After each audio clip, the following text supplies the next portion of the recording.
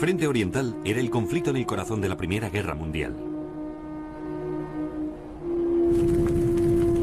Una lucha que acabó con la vida de los pueblos de la Europa Oriental, mientras se ajustaban viejas cuentas y se forjaban nuevos odios.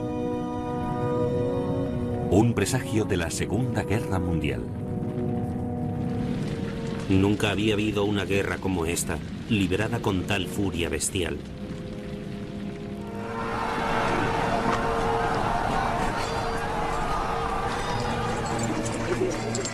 Esta fue una guerra racial entre teutones y eslavos, entre alemanes y austrohúngaros por un lado, y Rusia y su aliada eslava Serbia por otro. Pillados entre los dos gigantes se encontraban polacos, ucranianos, lituanos, croatas y judíos. Sin estado ni voz y sin medios de defensa. También fue una guerra de alianzas llevadas al límite. Alemania, muy ocupada en el frente occidental, esperaba que Austro-Hungría cargara con el peso de un ataque ruso. Pero el imperio austrohúngaro se estaba desmoronando y era muy débil. La suya era una alianza con distintos objetivos y muchos enemigos. El flanco oriental de Alemania coincidía con la frontera rusa por la actual Polonia. Al sur de Austria-Hungría estaba su temido enemigo, Serbia. A su alrededor, un anillo de países neutrales indecisos sobre qué partido tomar.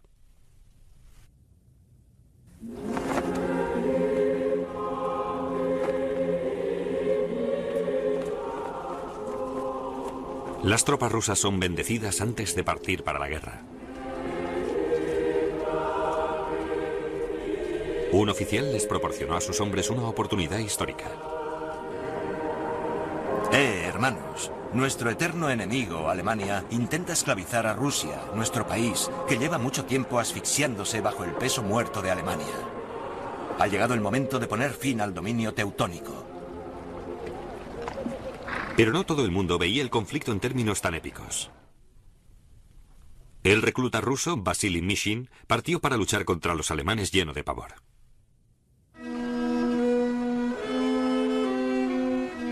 Un estremecimiento me recorrió el cuerpo. El tercer silbato. Todo el mundo se desmoronó. Besé a mi Nuria por última vez y toda mi familia me besó a mí. Nuria me gritó: ¿por qué lloras, Bashusha? Dijiste que no llorarías.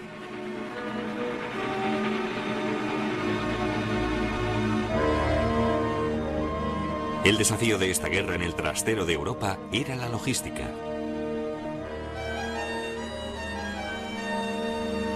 Había que cubrir vastas distancias, desde los Urales a los Alpes, con desesperados problemas de comunicación y aprovisionamiento.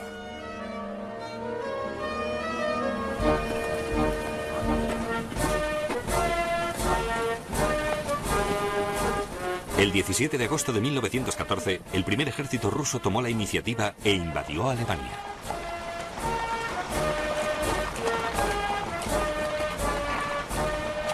Esta sería una guerra móvil, y algunas unidades jugaron fuerte desde el principio.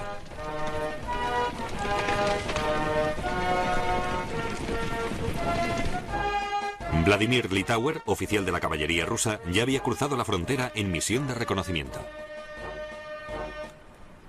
Salimos cuando aún era de noche. Sobre las 7 de la mañana nuestro escuadrón llegó al objetivo del día, una gran granja alemana. La visión en el lado alemán de la frontera era aterradora. Durante kilómetros, granjas, pajares y graneros ardiendo.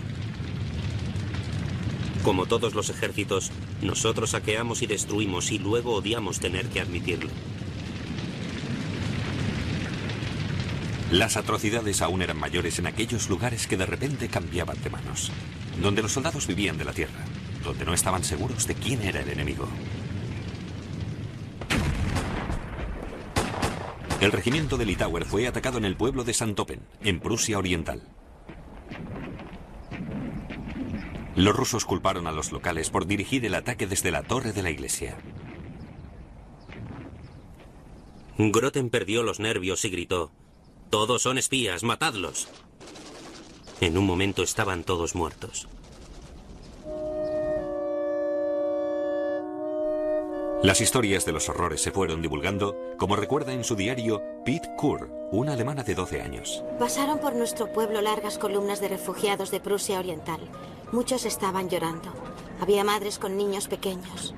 Decían que los rusos ataban a las mujeres alemanas que se quedaban atrás a los árboles, levantaban cruces de madera frente a ellas y clavaban a sus hijos. Cuando los niños han muerto ante los ojos de sus madres, los rusos mutilan a las mujeres y las matan.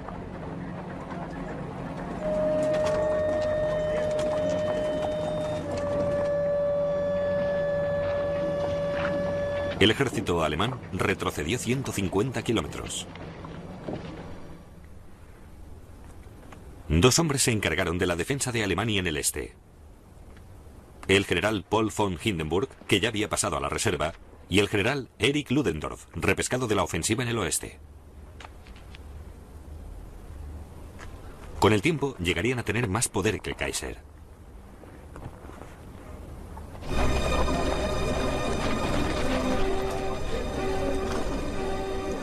Los alemanes tenían planeado atacar al segundo ejército ruso en estos bosques, cerca de la ciudad de Tannenberg, en Prusia Oriental, donde 500 años antes un ejército polaco había derrotado a una fuerza teutónica. Había mucho en juego. Alemania luchaba para defender su tierra.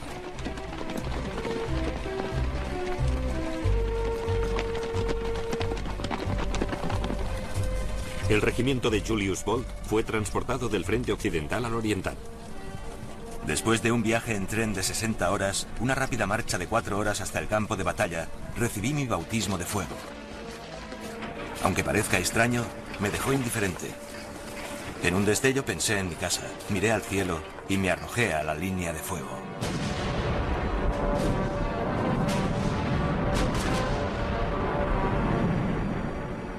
Cuando los heridos gritan, se te encoge el corazón.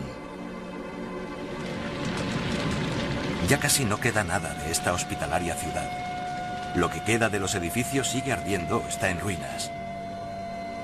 Cadáveres carbonizados yacen en la calle.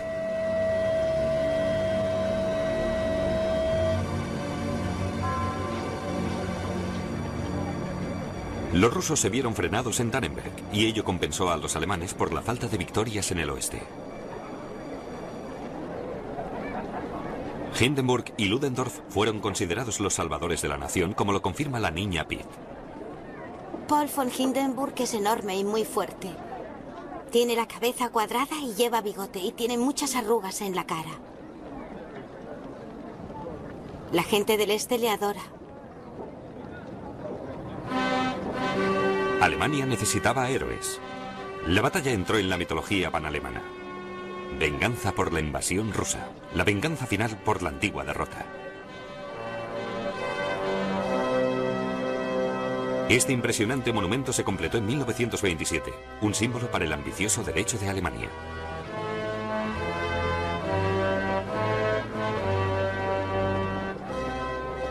Unos años después, Hindenburg le mostró a Adolf Hitler el lugar del histórico triunfo de Alemania.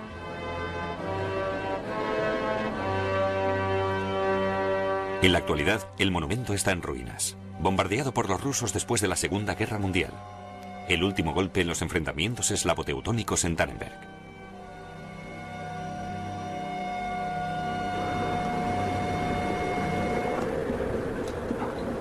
Polonia, enero de 1915.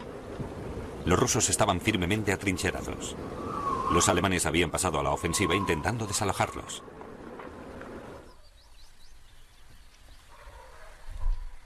El pueblo de Bolimov estaba en primera línea. Los alemanes recurrieron a la tecnología para superar a los rusos. Bolimov sería el campo de pruebas para un arma experimental. Francis Smolinski, un civil, dio la alarma. Me levanté, salí fuera y vi algo que parecía humo. Corrí a casa gritando ¡fuego! ¡Fuego!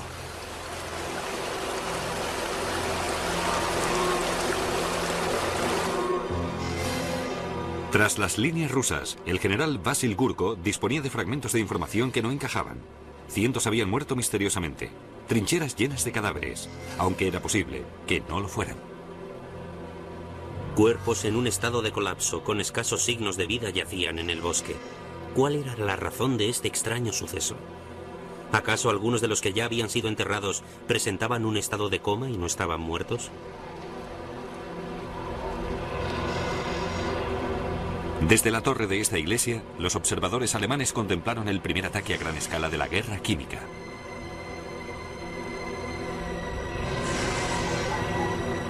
Los alemanes dispararon 18.000 proyectiles de gas lacrimógeno contra los rusos.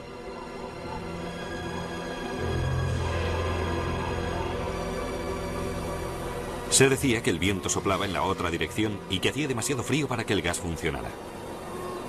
Los rusos resistieron el ataque. Pero sí que hubo víctimas, tal como el general Gurko había oído y Francis Smolinski había visto. Fueron llevados, amontonados en carretas, algunos encima de otros. Los que podían caminaban. Su cara tenía un color azul pálido. Les salía espuma por la boca.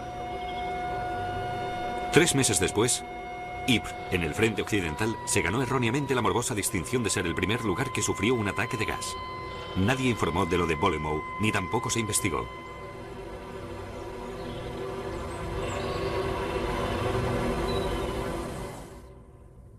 Mientras tanto, Austria-Hungría, el principal aliado de Alemania, estaba luchando por su supervivencia. Los rusos ya la habían invadido y ahora estaban asediando la ciudad fortaleza de Przemysl. Si caía, es posible que también cayera Hungría.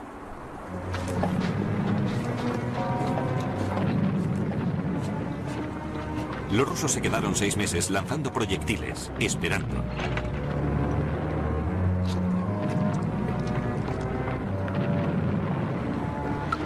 En el interior, todos los días morían de hambre 300 austrohúngaros. Przemysl era un microcosmos del propio imperio austrohúngaro, un crisol de fricciones étnicas. Las órdenes del día tenían que traducirse a 15 idiomas, los patriotas austríacos junto a simpatizantes rusos. Cuestiones de raza y cuestiones de lealtad. Temor al enemigo interior. Hay una ejecución tras otra. Los austríacos están ahorcando a la gente por docenas y también a los inocentes.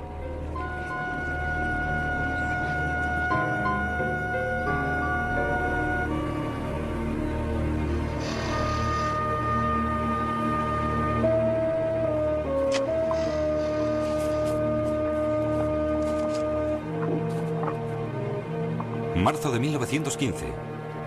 Nikolai Miaskovsky era uno de los rusos que se preparaban para el asalto final.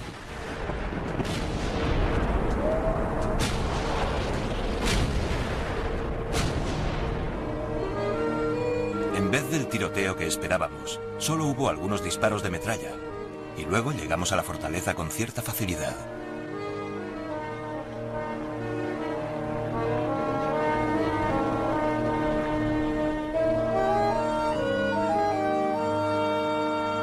La guarnición austrohúngara se había desmoronado. Przemysl se había rendido a los rusos sin luchar. El primer tren ruso cruzó el río San.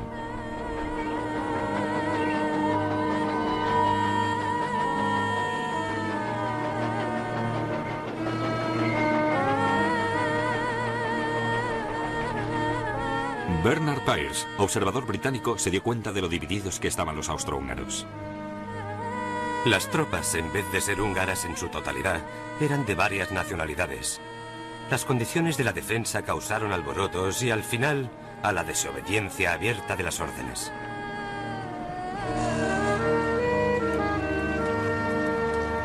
Los prisioneros austrohúngaros fueron obligados a desfilar por Moscú. Un oficial alemán, refiriéndose a Austria-Hungría, dijo que su país estaba encadenado a un cadáver.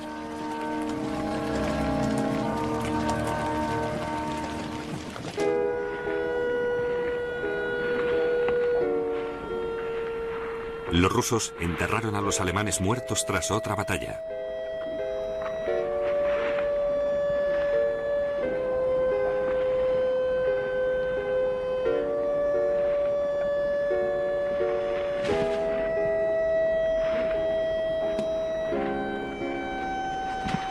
Mientras los grandes ejércitos se cortaban mutuamente la garganta en el frente oriental, un círculo de pequeñas naciones los observaba como buitres, esperando a ver con quién se aliaban.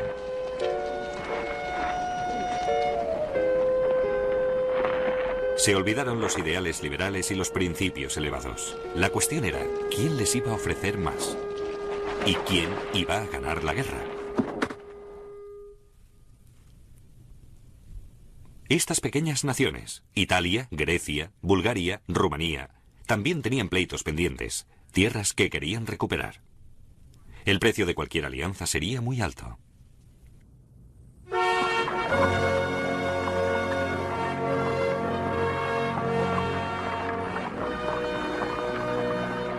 María, reina de Rumanía, en su coronación después de la guerra.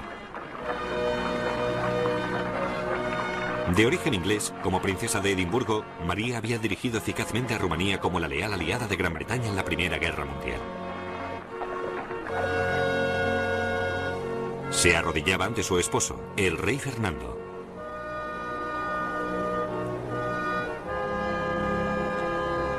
Pero a puerta cerrada, María tomaba las decisiones. Jugó un papel vital para llegar al crítico acuerdo.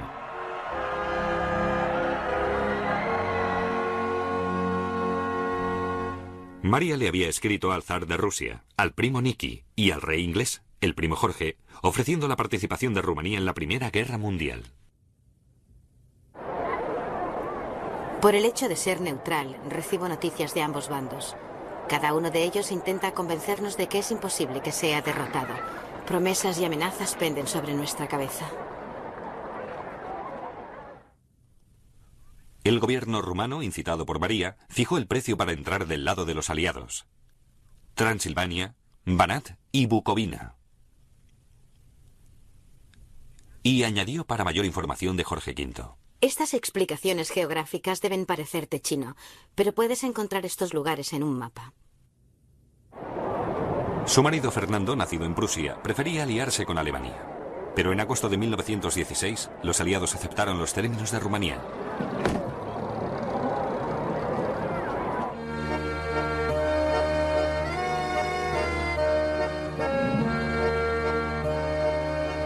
En Roma, los líderes italianos ya habían sacado partido.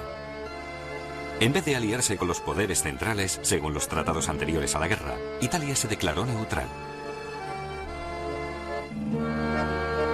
Pero en octubre de 1914, el primer ministro Salandra dijo que Italia debía actuar según su propio interés nacional. Llamó a dicha política sacro egoísmo. En la práctica, eso significaba aliarse con el mejor postor.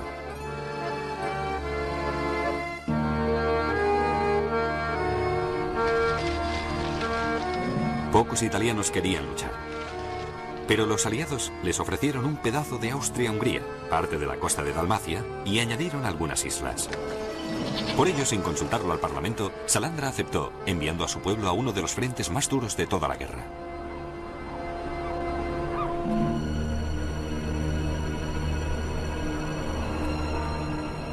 La frontera de Italia con Austria-Hungría zigzagueaba a lo largo de unos 560 kilómetros con algunos de los picos más altos de Europa.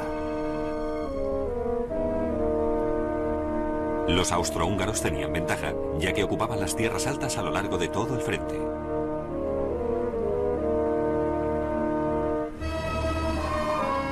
Era un terreno brutal.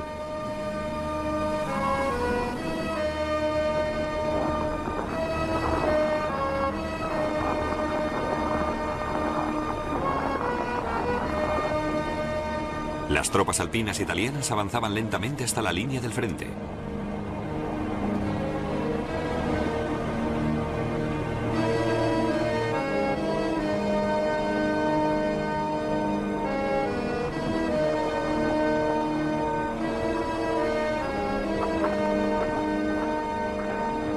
Un oficial marcaba el ritmo para los hombres que tiraban de los cañones de campaña.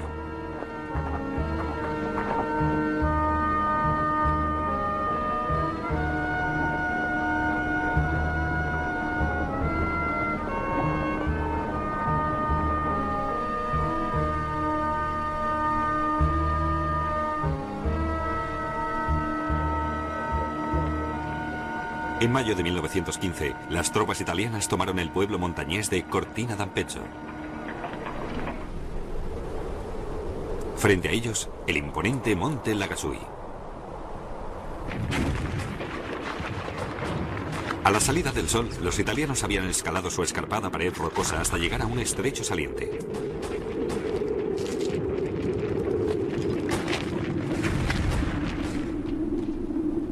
Ahora estaban librando una batalla en vertical.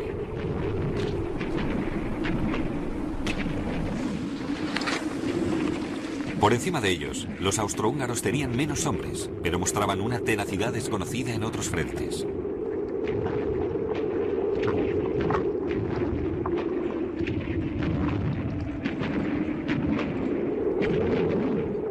Víctor Schenfield, coronel austríaco, observaba cómo sus hombres atacaban a los italianos que estaban por debajo. Lanzaron varias granadas en el saliente que estaba a unos 100 metros por debajo de ellos. A juzgar por los gritos de los heridos y por el hecho de que la ametralladora no había disparado en todo el día, llegué a la conclusión de que habíamos obtenido una victoria. Pero los italianos se aferraron a las rocas a 3000 metros sobre el nivel del mar.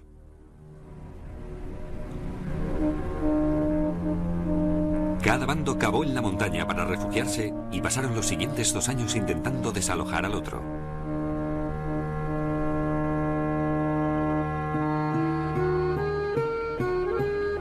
$15 hombres dormían en esta cueva horadada en la montaña.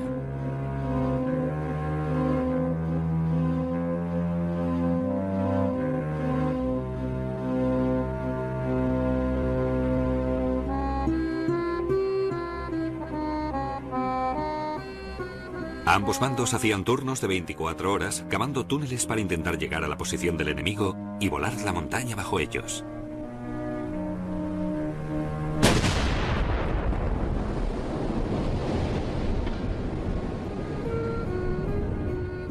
Algunos se volvieron locos intentando oír el sonido de los taladros del enemigo. Tengo los nervios destrozados. Debo calmarme. Llevo en el frente 4 meses, constantemente atemorizado y atormentado.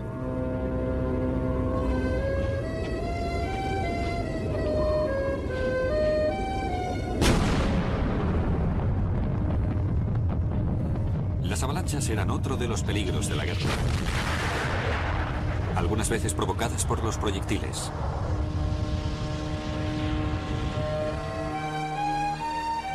El austriaco Eugenio Mick fue cogido por una avalancha que destruyó 9 barracones, matando a 272 hombres. Me quedé agachado bajo los restos de los catres. Durante el primer cuarto de hora pude oír a 50 hombres más o menos moviéndose a mi alrededor, y luego uno tras otro quedaron en silencio y murieron.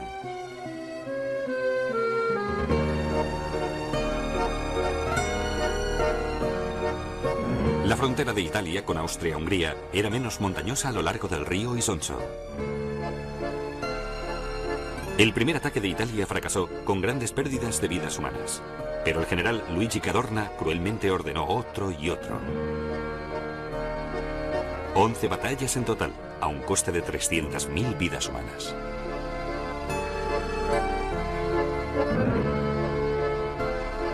Nunca alcanzaron su objetivo principal, el puerto de Trieste.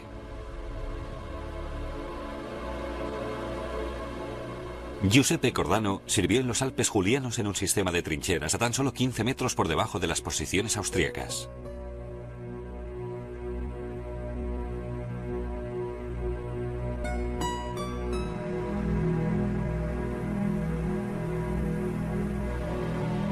Entre las 2 trincheras hay un cataclismo. Los muertos están por todas partes, medio enterrados. Mochilas, fusiles, restos de ropa y trozos de cuerpos. Un par de granadas cayeron sobre el dique donde algunos soldados se refugiaban y todo saltó por los aires. Las piedras volaban y caían destruyéndolo todo. Los lamentos y los gritos pidiendo ayuda se oían por todas partes, pero ¿cómo podías moverte? ¿Cómo podías ayudarles?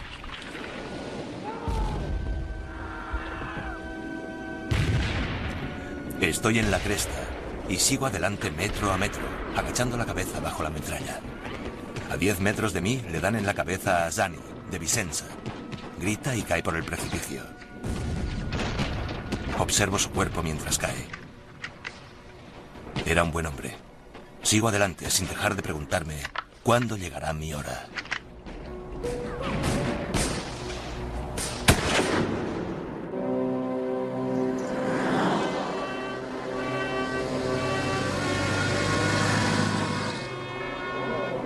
En el invierno de 1914, el alto mando alemán le dijo al Kaiser que habían decidido lanzar la mayor ofensiva de 1915 contra los rusos.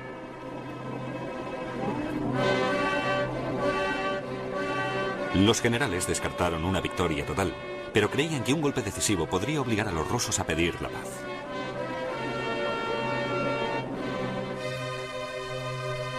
Los alemanes movieron 8 divisiones del frente occidental al oriental para intentar abrirse camino por entre los rusos en Gorlice, en las estribaciones de los Cárpatos. Ahora los alemanes luchaban junto a los austríacos.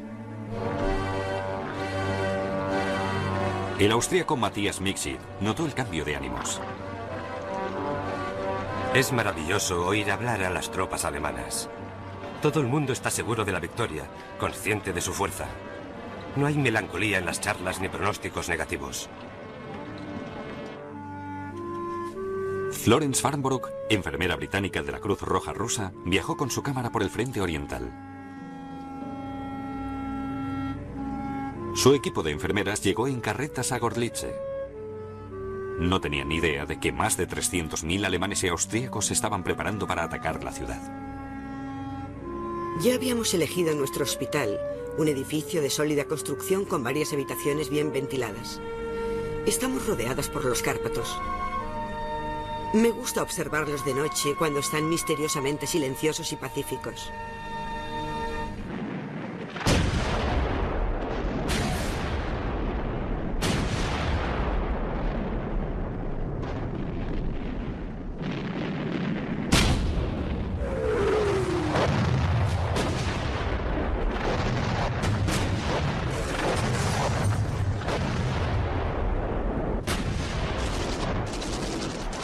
Luego empezaron a llegar los heridos. Llegaron cientos de ellos, de todas direcciones. Algunos podían caminar, otros se arrastraban por el suelo.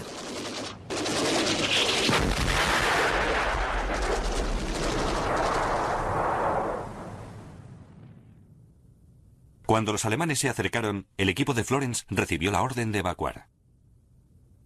¿Y los heridos? Nos gritaban al vernos marchar. Nos pedían con voz angustiada que nos quedáramos. Tuvimos que arrancarles las faldas de las manos que las asían con fuerza. Cogidos por sorpresa y con escasa munición, los rusos se retiraron.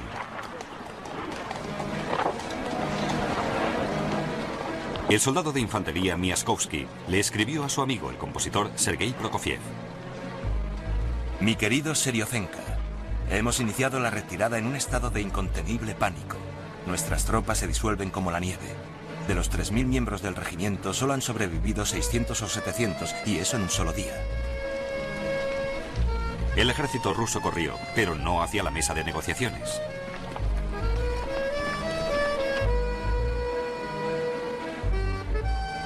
Siguieron una política de tierra quemada.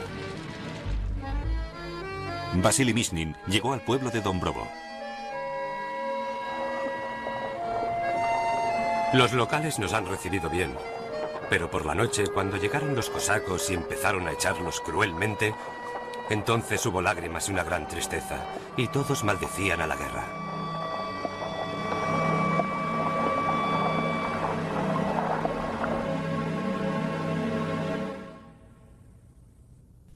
Los rusos buscaban unos chivos expiatorios, y los judíos del este de Europa reunían todas las condiciones.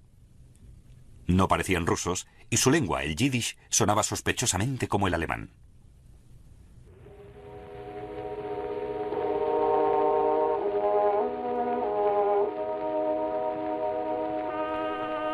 En 1914 había 4 millones de judíos en el Imperio ruso. Diezmados por los pogroms y negados los derechos de que disfrutaban las otras minorías del zar, los judíos se veían obligados a vivir en zonas específicas conocidas como territorios de ocupación. A pesar de que 650.000 judíos sirvieron en el ejército, muchos oficiales y soldados los consideraban criaturas sucias y medio humanas.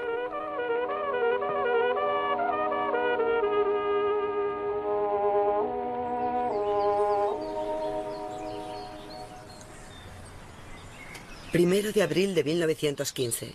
Los rusos se reían de los judíos diciendo que por ahora podrían comer su pan ácimo, pero que al finalizar la Pascua de los judíos los buscarán y los enviarán a Siberia.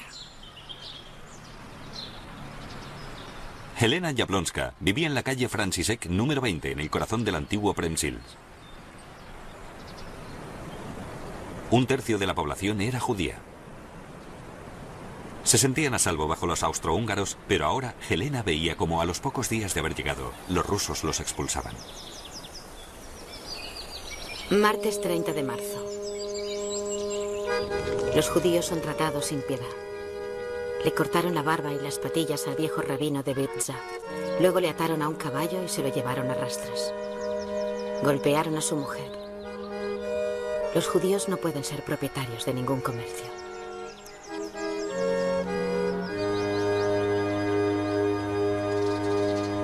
Sábado 17 de abril. Los cosacos esperaron a que los judíos se reunieran para orar. Luego cargaron contra ellos con látigos, sacándolos de las sinagogas, las calles y los portales. Cientos de judíos. ¿Qué harán con ellos? Algunos de los más ancianos y débiles no podían mantener el paso y les azotaban. La redada seguirá hasta que los hayan cogido a todos. Cuántas lamentaciones y desesperación. Algunos se han ocultado en sótanos, pero los rusos los encontrarán. Nadie sabe cuántos judíos murieron en el este de Europa durante la Primera Guerra Mundial. 600.000 fueron desplazados, de los cuales 200.000 nunca regresaron a su casa.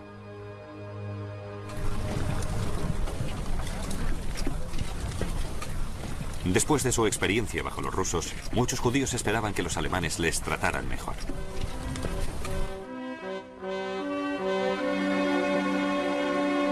Los oficiales alemanes entran por la principal calle judía de Mlawa, al norte de Varsovia. Los alemanes intentaron ganarse el apoyo de los judíos en el este de Europa, prometiéndoles liberarles del yugo ruso. Mientras tanto, los judíos asimilados de Alemania mostraban su patriotismo alistándose. Emma y Fritz Schlesinger se despiden de su amigo Ludwig Bornstein, que partía para el frente, uno de los 100.000 judíos que lucharon por el Kaiser. Los soldados judíos alemanes celebran el Hanukkah, la fiesta de las luces, en 1916. 12.000 murieron en la guerra. Cerca de 30.000 fueron condecorados.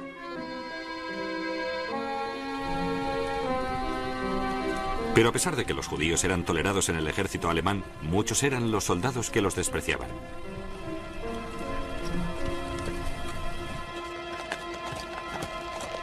Ernest Noper pasó junto a columnas de refugiados obligados a abandonar sus casas por los rusos y que ahora volvían. No podía soportar ver cómo una familia polaca caminaba penosamente, mientras la población judía, unos holgazanes, viajaban en carretas. Hice bajar a un judío y le di una buena patada en el culo antes de decirles a los 3 polacos que subieran a la carreta con todo su equipaje. Dejé muy claro que haría fusilar a todos los judíos si no permitían que los polacos continuaran su viaje. El avance de los alemanes continuó durante el verano. Esta era la mayor victoria de los poderes centrales de la guerra, conquistando la actual Polonia, Lituania, parte de Bielorrusia y Ucrania.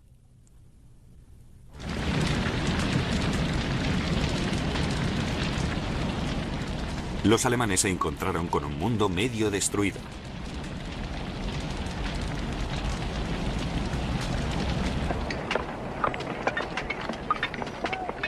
Las tropas alemanas convierten las vías férreas rusas al ancho alemán. Reconstruir el sistema de comunicaciones se convirtió en una tarea clave con un significado simbólico.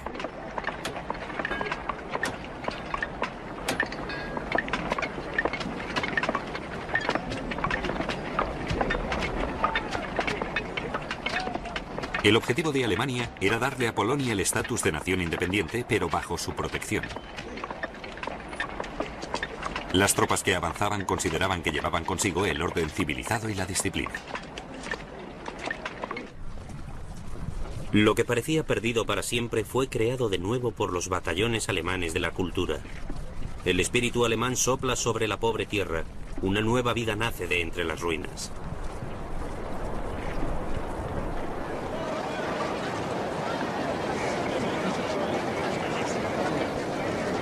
Pero no era así como funcionaba, por muchas ganas que tuvieran los alemanes de dar una imagen amable al público que veía los noticieros.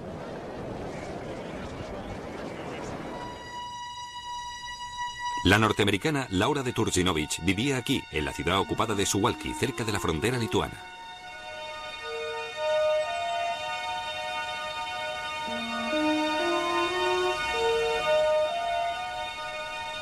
Para ella, la reconstrucción de las vías férreas y las carreteras no era un puente entre culturas.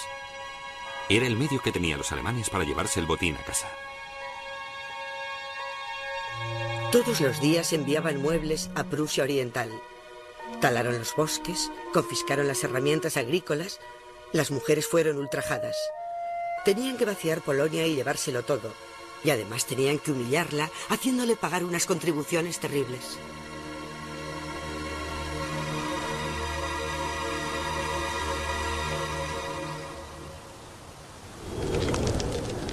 Enfrentado a una escasez crónica de mano de obra y con poca disposición hacia los eslavos y los rusos, el ejército alemán empezó a trasladar hombres al oeste para obligarles a realizar trabajos forzados.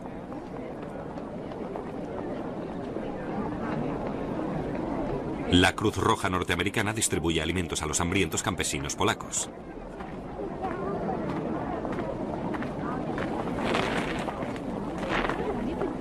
Poco dispuesto a alimentar a las poblaciones conquistadas, el ejército alemán se fue obsesionando en su clasificación. Todo el mundo mayor de 10 años debía ir documentado, y se emitieron casi 2 millones de pases con fotos. Los alemanes también empezaron a considerar al este como un centro de enfermedades y empezaron programas de desinfección a gran escala.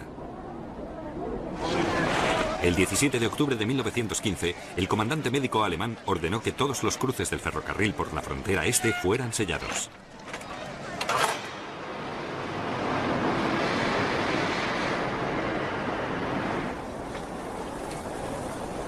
Todo aquel que cruzara la frontera tenía que ser despiojado antes de pisar tierra alemana.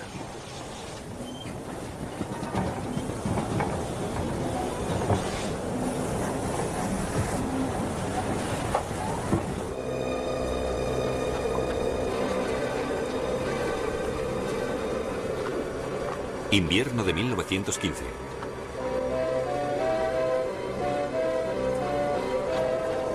La guerra racial de los teutones contra los eslavos alcanzó su punto álgido. Las fuerzas alemanas y austrohúngaras se movieron hacia el sur para destruir a Serbia. Así conseguirían el control de los Balcanes.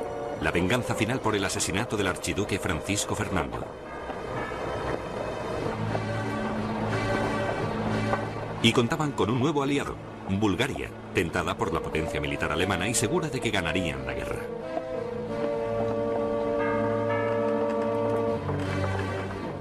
El cebo que tentó al líder búlgaro Fernando fue la promesa de amplios territorios serbios. Nacido en Viena, Fernando tenía muy pocas simpatías por sus vecinos eslavos. El propósito de mi vida es la destrucción de Serbia. El 6 de octubre de 1915, una fuerza conjunta germano-austrohúngara invadió Serbia, tomando la capital en tan solo 2 días. Luego, el ejército búlgaro entró por el sudeste. Para los serbios, la única salida era a través de Albania, pero eso significaba cruzar las peligrosas montañas.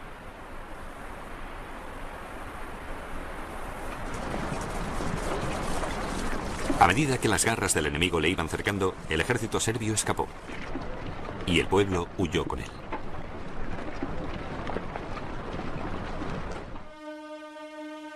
El fotógrafo serbio Rista Marjanović documentó el éxodo de su nación.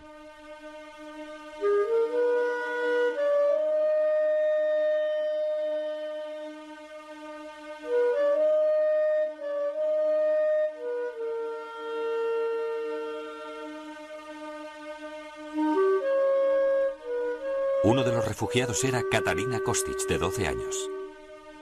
Pasábamos las noches al aire libre, junto al fuego, que quemaba una parte del cuerpo mientras la otra se congelaba. Una mañana, una refugiada se despertó y felizmente anunció que esa noche había tenido algo blando bajo la cabeza. Para nuestro horror, resultó ser el cadáver de un ser humano.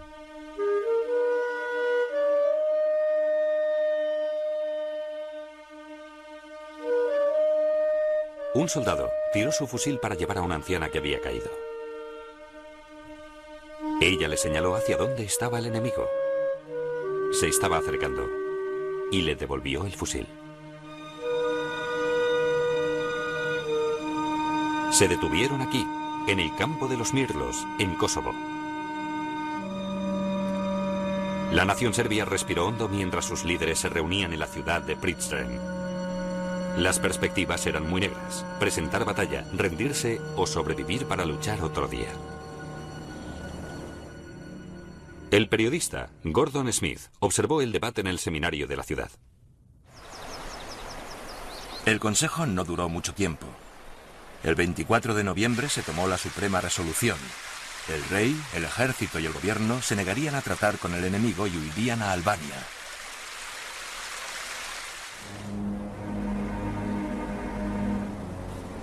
Cientos de miles de soldados y civiles se dirigieron a las montañas.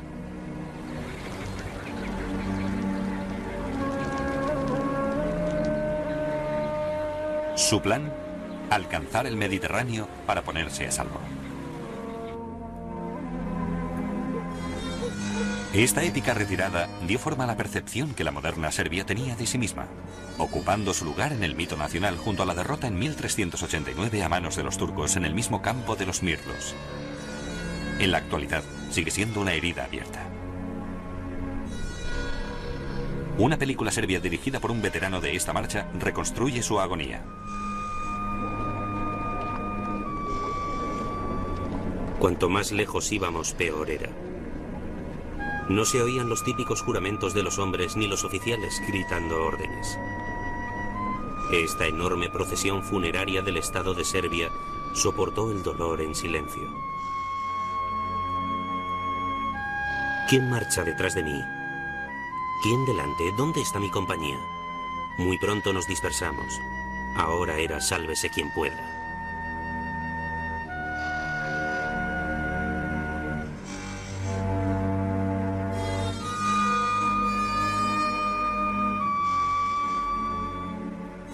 Subíamos pesadamente montañas y luego descendíamos por ellas, evitando los cenagales de los que salían las manos de la pobre gente que había caído en ellos.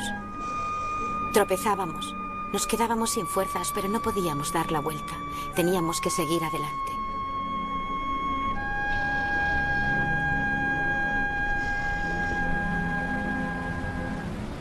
Los supervivientes se reunieron en la isla de Corfú.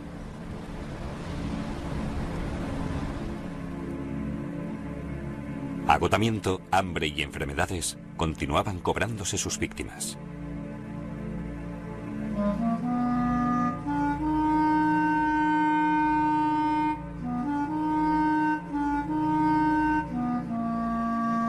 La mitad del ejército, más de 200.000 hombres, habían muerto en la marcha. Nadie sabe cuántos civiles. Pero la mortalidad de Serbia fue la más alta de la Primera Guerra Mundial.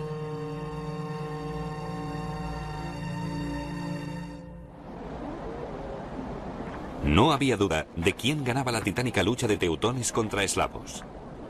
Los poderes centrales eran los dueños del frente oriental.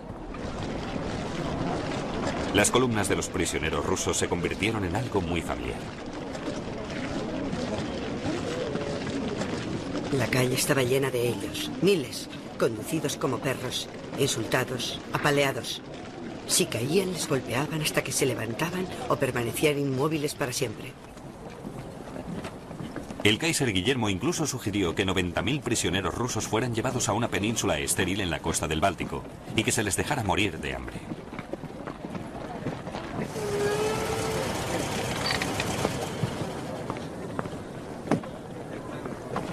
El alto mando alemán y el austrohúngaro se reúnen en el Tirol.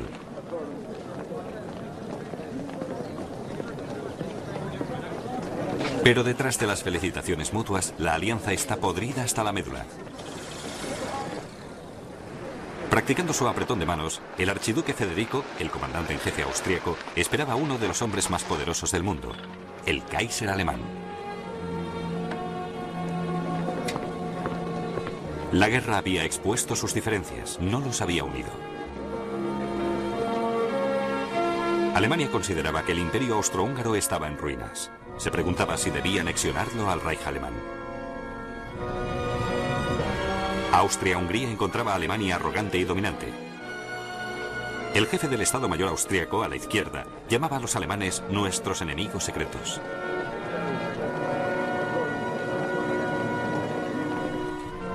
A su vez, los austríacos enviaban secretamente negociadores de paz a los aliados. Pero no podían romper su pacto con Alemania. Fueron las alianzas por ambas partes las que mantuvieron la guerra.